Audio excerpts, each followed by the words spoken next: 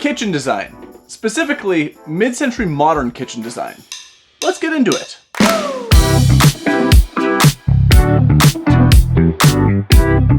Good morning, welcome back to HS Design Studio. So I wandered out of bed this morning into the kitchen. My middle boy was sitting there and he looked at me, he made a weird face and he said, "You look like an old dog."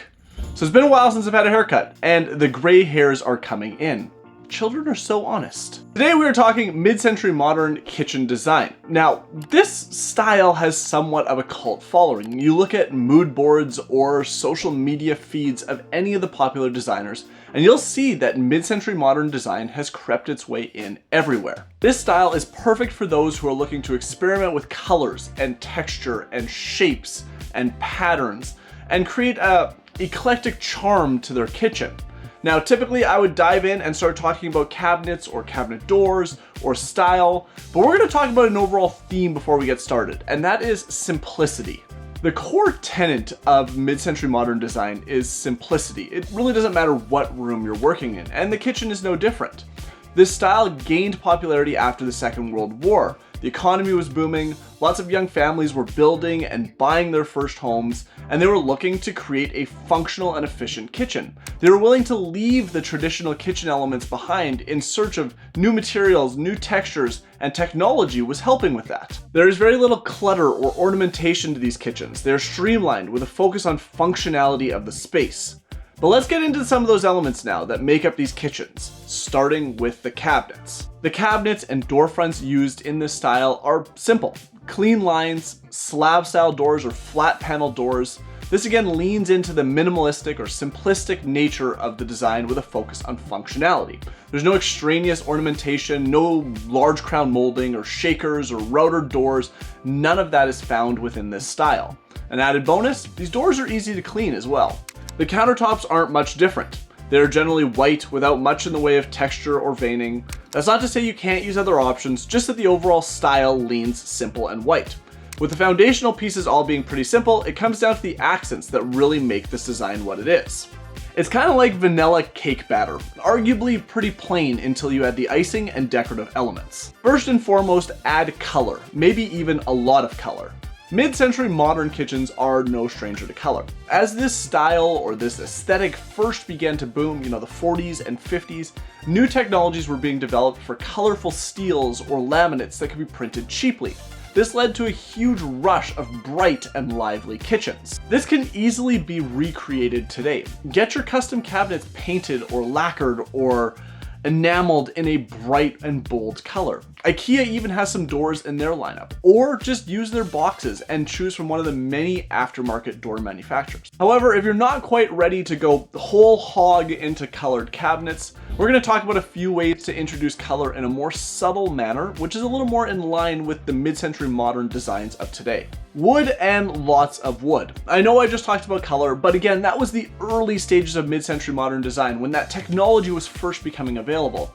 Today's trend leans a lot more to wood. Wooden cabinets form the basis of these designs. In the 60s, wood started popping up everywhere. Cabinets, flooring, even paneling. This brought a sleekness to the design, and being a natural material and tone often brought in the feeling of nature. Today, wood is a predominant feature of the style, whether it is in cabinets, shelving, accent walls, or just the flooring. All right, let's kick this hornet's nest one more time. Open shelving. Now, mid-century modern kitchens always include some sort of open shelving element somewhere within the design against the regular cabinets. It provides a perfect space for potted plants or some retro cookware or vintage glasses or maybe even a piece of art. I've said it before and I'll say it again. I'm a fan of open shelving with a purpose. Here it creates a simple element to lighten up the kitchen while adding a feeling of warmth and character. That brings us to your backsplash. Have some fun with it. If you think colorful cabinets may be too much, the backsplash is a perfect place to bring that color back in. Take it a step further and use a unique pattern or graphic shape to bring in a retro vibe. I think the backsplash is the perfect place to create a focal point within a mid-century modern kitchen. It's typically very linear in nature, there isn't a lot of square footage, and it's set against a backdrop of a relatively simple countertop and cabinets, allowing it to become that eye-catching or that drawing point within your kitchen. Now it's time for the fun stuff. Hardware, faucets, and lighting. Think the Sputnik chandelier. There's a massive range of hardware that fits into this design aesthetic. Now, typically you would have found brushed nickel or chrome finishes used.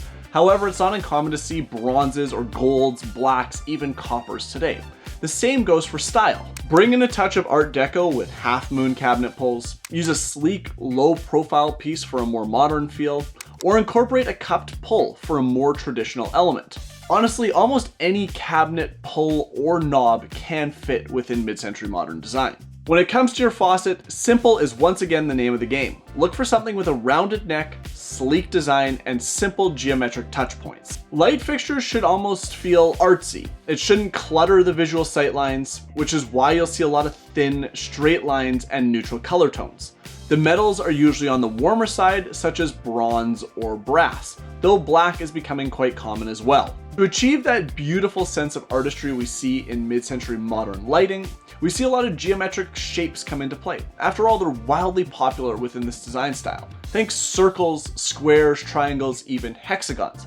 However, don't be surprised if you see those funky starbursts like the Sputnik chandelier. The last point I want to touch on is texture. This is one of the main aspects of mid-century modern design, and one of the reasons it has such a wide appeal as a kitchen style. Wood doesn't need to be introduced through the cabinets. It can be brought in through textured accent walls with a vertical repeating pattern, sometimes referred to as Eichler siding. Mid-century modern furniture uses a mix of organic and geometric shapes. Hairpin legs, low, streamlined seating, and plastic shell chairs can all be found in this style. The synthetic and organic materials used in combination with wood in furniture help to add another natural texture to the overall aesthetic. Mid-century modern styling blends a seamless connectivity between the indoors and out. As I mentioned earlier, open shelves can be used for potted plants, and wood is used to bring in that feeling of nature. Loading the kitchen with windows and natural light helps to add to that minimalistic nature of the space by reducing the overall number of cabinets while adding all of the textures and colors the outdoors has to offer. Houses built by Frank Lloyd Wright or Joseph Eichler are why I love this design style so much. Not only could they build and design spaces and homes that were beautiful, they were also functional and accessible to the masses. It just reminds us that almost anybody can create that mid-century modern design and do it on almost any budget. The same can't be said about some of those other design styles that we've already talked about. That's going to do it for this one. Thanks a ton for joining me, and until next time, bye-bye.